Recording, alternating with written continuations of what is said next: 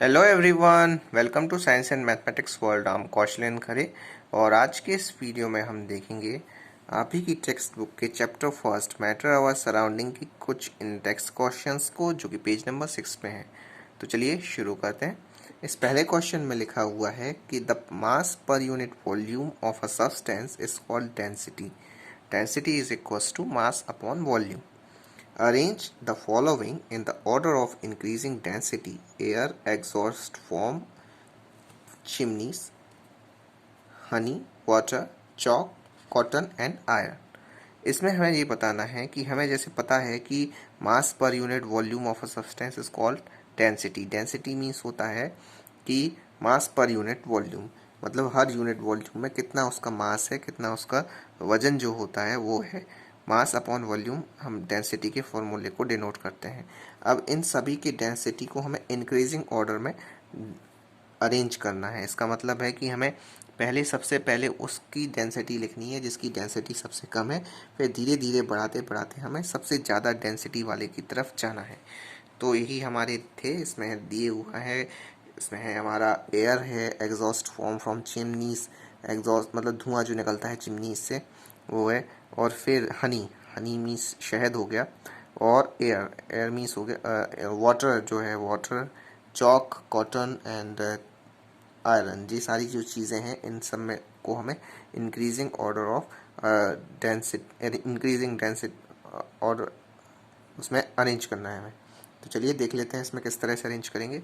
सबसे पहले हमारा आएगा एयर, क्योंकि एयर की जो डेंसिटी होगी वो सबसे ज़्यादा कम होगी। फिर आएगा एग्जॉस्ट फ्रॉम चिमनीज, मतलब जो चिमनियों से निकलने वाला धुआं है वो आएगा। फिर आएगा कॉटन मीन्स रुई हमारी। फिर आता है वाटर, क्योंकि वाटर की डेंसिटी ज़्यादा होगी कॉटन से, रुई से। फिर आती है हनी, क्योंकि हनी थोड़ी ज़्यादा गाढ़ी होती है, इसीलिए वाटर से उसकी डेंसिटी ज़्यादा होगी। फिर आता है आपका चौक, चौक चौकी आपकी चौक आपने देखी होगी। तो चौक थोड़ी सी सॉफ्ट होती है लेकिन हनी से ज़्यादा स्ट्रॉन्ग रहती है, इसीलिए चौक की डेंसिटी ज़्यादा होगी। और आयरन, आयरन मीन्स होता है लोहा, लोहा की डेंसिटी सबसे ज़्यादा होगी।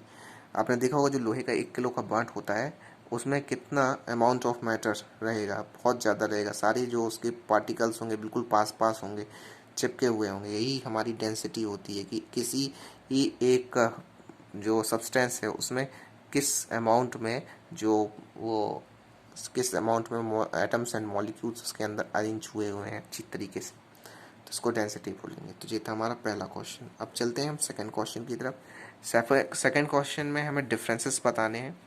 Tabulate the difference in the characteristics of states of matter. States of matter के बीच में जो डिफरेंसेस हैं उनको हमें बताना है। तो इसके लिए हम एक ठो टेबल क्रिएट कर लेंगे, बना लेंगे इसमें टेबल। और इस टेबल में हम लिख लेंगे, पहले यहाँ पे प्रॉपर्टी लिख लेंगे, फिर यहाँ पे लिख लेंगे सॉलिड, फिर लिक्विड और फिर सबसे लास्ट में यहाँ गैस लिख लेंगे। इस तरह से हमारी जो रहेगी वो टेबल बन जाएगी।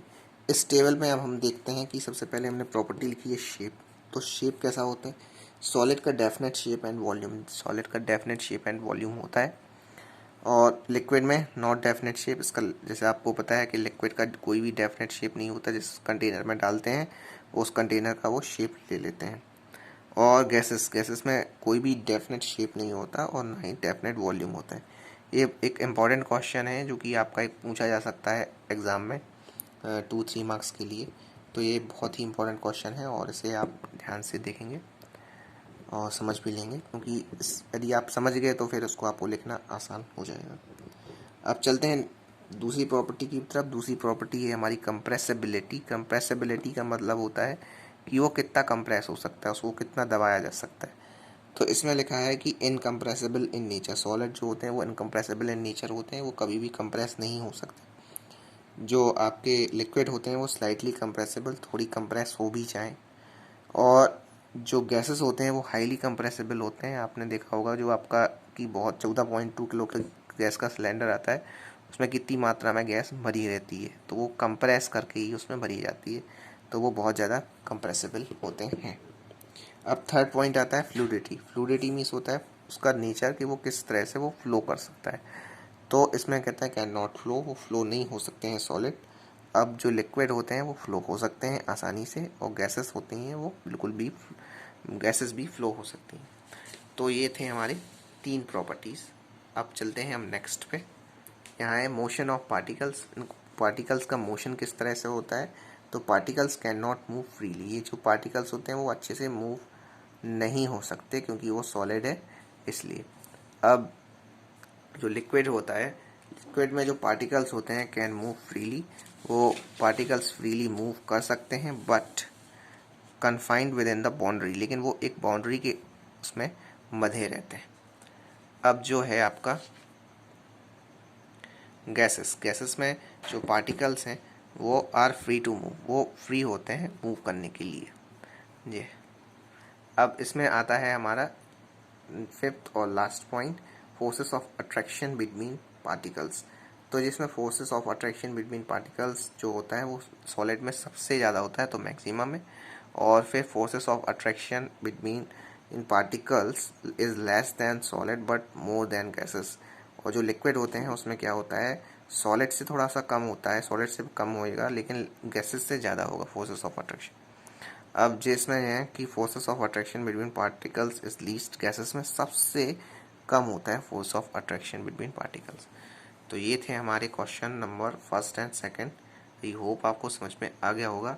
और भी क्वेश्चंस देखने के लिए प्लीज़ हमारे चैनल को सब्सक्राइब कर लें और इसे अपने दोस्तों के साथ भी शेयर करें और एक लाइक ज़रूर कर दिया करें वीडियो को, और कमेंट करके हमें ज़रूर बताएं कि आपको ये वीडियो कैसे लगा। मिलते हैं अगले वीडियो में। गुड बाय, जय श्री राम।